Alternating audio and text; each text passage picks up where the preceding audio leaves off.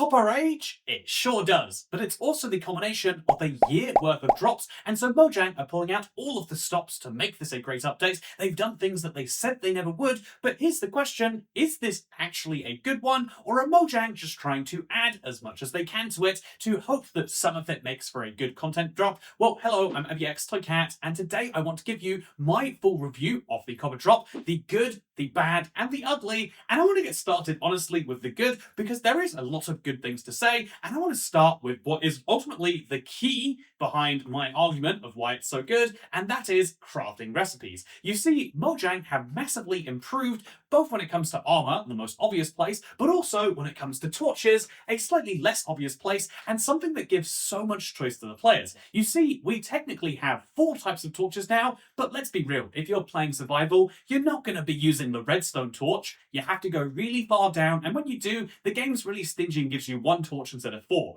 Where does all the extra stick go, Mojang? But more seriously, there's also the question of the soul torch, which is theoretically just as good, except has a really low light level and requires going to the nether, which 80% of players don't do. So in reality, we have 1 torch right now, and they've just doubled it by adding the copper torch. This second torch variety, which requires just a copper nugget, so easy to craft, but so useful, because when you're going out into, let's say you're going to explore and you want to colonize, you want to explore some caves and see what's down there, you obviously need to light the entire thing up, but the choice of having a second light to do it allows you to light the entire thing while using your copper torches to take you to places where you maybe want to have that light. In other words, you can use your regular torches to make sure that the cave is lit, and then you can use your copper torches to show you where the things that are lit actually are. This is the value of the copper torch, and I think this single recipe single-handedly makes this update one that is a quality of life improvement. And obviously, we can't mention the Copper Age and quality of life without bringing up the new armor, which is just incredible at what it does. When you first hear about this, you might think it's kind of cool because it slots between leather and iron, but it's way better than even that, because ultimately we really have just 2 sets of armor in Minecraft right now,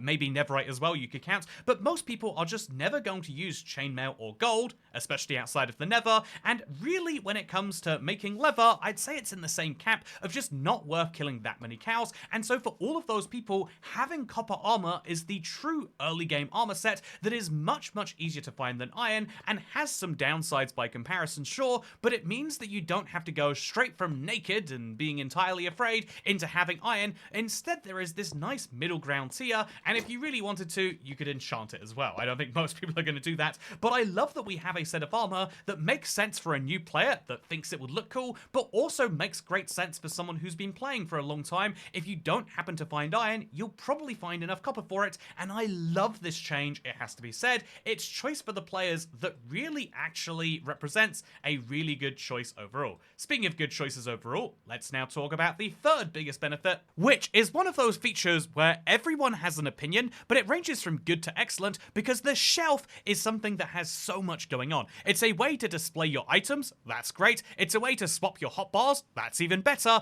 And then it also functions as a vertical slab for every type of wood. Mojang said for years they wouldn't do it, and they've argued they haven't really done it this time because people using it as a vertical slab was a huge surprise, but the shelf adds so much to the game and everyone loves it, and so this is a great example of Minecraft populism adding features that they don't necessarily agree with, but think can do a lot of good. And ultimately, that is where the good of this update has to end, at least from my personal opinion. There is a lot more good you could say if you like the copper golem or you love copper tools, but these are the things that I think are the objectively good sides of this update. Now it's time to go to the dark side and talk about the bad. And I know that you can get a billion views complaining about Minecraft updates, but I want to actually be constructive here as I talk about something which is just very clear to anyone who's ever typed in the word copper. They have added so many blocks in this update that they have made a little bit of a mess of the creative inventory. Seriously, if we were going to add 70 brand new items every time there was an update, eventually we would get to the point where you can't even really use the creative inventory, which arguably is true for other parts. Have you ever tried to just type in stone because you want to use a stone block and then been overwhelmed at the choices? Well, this is what now happens with copper, because there are so many hundreds of blocks of copper in the name. There aren't actually that many unique ones, but they all come in 4 variants, and then they're all waxed or not. Personally, I think this is a bit absurd. I think you wouldn't call an open door a different block to a closed one, so why do we call a waxed copper block something different to an unwaxed one in every single form of every single block ever?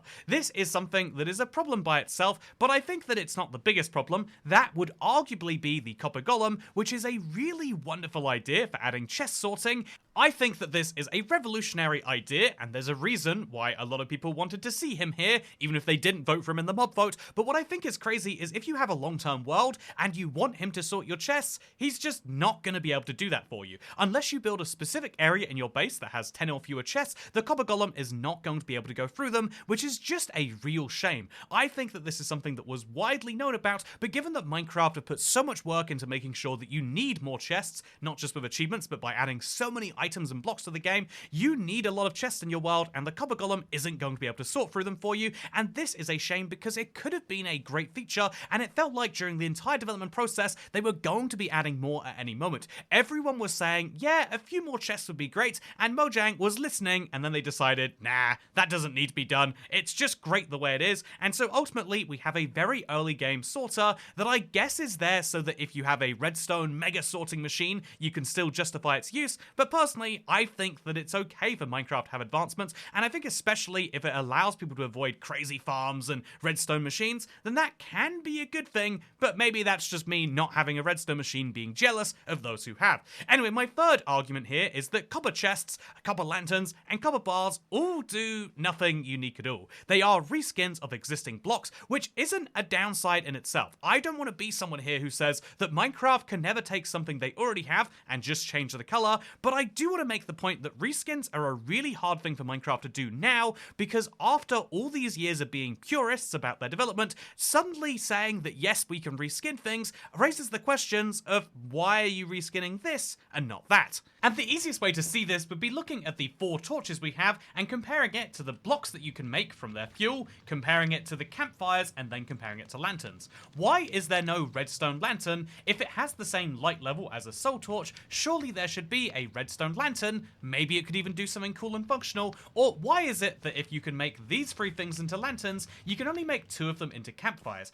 A copper campfire seems very obvious, yet clearly there's some reason why it doesn't exist. Is what I would have said back in the days when Mojang claimed they had a absolutist ideology and why they would do things, but if they can change their mind later, it just seems as though they've skipped out on a very clear feature, which should be in the game right now. I mean, another example of this is looking at all of the stone bricks. You can have cracked stone bricks, cracked black stone bricks, and cracked deep slate bricks, but you can't do the same with tuff, and you can't do the same with mud, and I mean, you can do this with basically anything in Minecraft now. Like, why is it, for example, that we have stone slabs? In fact, stone slabs are so common, they're literally the icon used in the creative inventory. There are smooth stone slabs, and as well as regular stone slabs, but if you want stairs, you can only find stone and cobblestone stairs. Why is there no such thing as a smooth stone stairs? And for that matter, if we're talking about how many variety of stairs there are, why can't you make them out of concrete, for example? And the answer is, good reasons, we're sure. They must exist,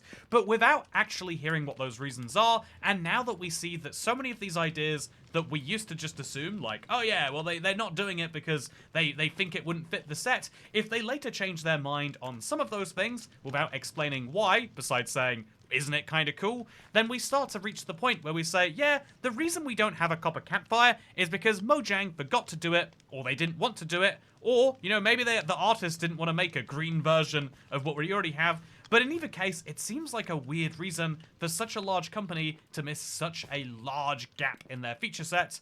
But maybe that's just me. I ultimately think that is the largest negative we can raise in the copper drop, but I don't think that negative is the main focus of this video. Indeed, I think that there are some things that are pretty weird about the copper drop too that aren't necessarily good or bad. What are examples of that? Well, I think the easiest one would be this main menu screen. This is something that is, you know, like a nice little change to Minecraft, but also which takes place from the perspective of a copper golem, seemingly. Maybe I find that weird, maybe it's just me, but that's kind of strange. I also find it weird that there are no achievements in this drop. Minecraft is sitting at, right now, if you play Bedrock, where there are achievements, I know Java has advancements, but we're currently sitting at 2,960 gamer score. One more achievement, or 2 more achievements, could have taken us to a nice round 3,000. Why aren't there any achievements in this? Also, there's the wax on, wax off achievement, which is for applying and removing wax from all the copper blocks. This was something they added back in 1.18, but they haven't updated it to actually have all the new copper blocks. They could either update the achievement text to clarify it's the original 8, or they could update the achievement like scoring, but they haven't done either of those things, which also feels a bit weird. There are lots of these weird things in and around the update. Why did my skin just change again? I am very sure I was just an ocelot. There are lots of weird things in and around the update, and I think that it's kind of cool, but also, wait, look at this, another weird example. So Minecraft's announcement for the Copper Age on the 1st of October, that is a day after it came out, but this is the newest announcement they made for it, was just, hey, did you know if you play actions and stuff, you'll also have this new update that will fit into the Copper Age drop? It feels weird. It feels like even Mojang doesn't see this as a full update, and that they see this as like, I don't know, some stuff we were working on that maybe is big enough to get some hype around, and that feels a bit uncomfortable to me. Speaking of feelings, you might be feeling lots of weird things in this video, but I think it's time that we conclude all of those together, because I think that the biggest conclusion from this drop is that purist development is gone. The idea of developers crafting something beautiful and doing some of that in secret and some of that in public, that has now left the Mojang Studios, and instead populist development is in. If they can make something that is very popular work in the game, they're going to do their damnedest to make that work, and honestly, that seems to be what people are requesting. But, you know, no one's going to request, please don't deliver the things that we want. So Mojang has decided to go into that, and I think that it could be a bit of a trap. But so far, I think the only question you need to ask as an end user, if you don't care about any of that, is there as much content in this system as there was in the old? And now we have a full year worth of drops to compare. I think it is worth asking, because obviously last August drops was just hardcore and bundles, and if you play Java, it's just one of those two things. Obviously, last winter's drop was a bit of a weird one, so if we look at 2025 and everything that's in the game or has been announced so far, you can see there's an interesting list of features which does represent quite a few different mobs. 5 of them apparently. It represents a lot of variants on existing mobs. It represents a bunch of new blocks, all of which are very much geared towards the sort of player who says, oh yeah, we've needed that there forever. And you can also see there's a bunch of existing retextures and other changes, and I think that this is a really handy thing that the wiki put together, but I also think that it's a really insightful look at what updates look like now, because drops do add as much content as updates, but in really weird and disconnected places. If you saw an update that was this big, you would say, well, where's the content for the late game player, besides maybe the spear or a Nautilus if you enchant them just right? You would say, yeah, like, what's the deal with the late game? But I think that Minecraft has decided, yeah, if 98% of people are only, never get past their first cave, if 80% of people never go to the nether, why make content that goes beyond that point? And so I would say that the Copper Age is a bunch of content, and a bunch of content which is very popular in their marketing trailers, and indeed on the internet, but I also think that adding this much content for this long is not just going to mess with the early game players who feel like they're surrounded by stuff they don't recognize now, but I also think it's eventually going to cause problems with the later game players who say, I've desperately needed concrete stairs for years and you haven't added them, and it's not that there's some good reason, it's just it hasn't gotten around to happening. And sure, this is a question that Mojang might say, well, download great add-ons like actions and stuff, or more blocks, and those add-ons or Java mods can technically be the solution here, but it does seem like a slightly sloppy solution. And I think that that is why I would say that even though there are things I like about the Copper Age, I love the Copper Torch, I love the Copper Armor, I think the Shelf is great, and even though the net negative it adds is very small, it does start to seem like there is a bigger and bigger gap emerging for actual fundamental realignments at Mojang, and I hope that those are happening behind the scenes, because if they're not, it seems as though the work of developing the game is getting a little bit more or less the same. And is that a bad thing? In my opinion, yes. But what about you? I think there's a lot of interesting ways to think about this one, just like how there's an interesting thing I have to expose for you right now. About a week ago, just before Boss Blitz went on sale, I announced it'd be going on sale tomorrow, and I had a huge spike in sales the day before the sale started that went down as soon as the sale has been going on. And so now I'd like to point out the Boss Blitz sale is over, and so if you were looking to get it, but you saw the discount and you thought, oh, I don't want this at 33% off, Boss Blitz, including the Lobster and Lobster Roll Edition, version is now available, and all future updates are included for that price. Isn't that wonderful? If you want to support the channel, both that and Toy Cat's Toolkit are wonderful ways to do so, or indeed, watching this is wonderful too.